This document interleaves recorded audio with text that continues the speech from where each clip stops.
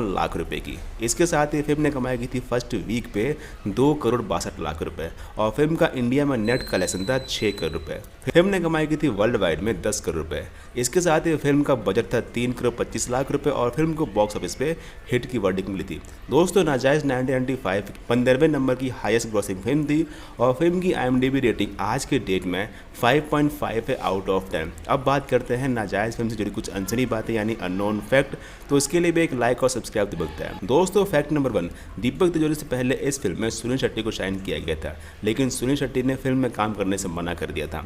Fact number 2, ये film Ajay Devgan और महेश भट्ट की साथ में पहली फिल्म थी, जिसके बाद दोनों ने साथ में जख्म फिल्म में काम किया, जिसे नेशनल अवार्ड मिला था। ये था आज का हमारा स्पेशल वीडियो फिल्म नाजायज़ पे।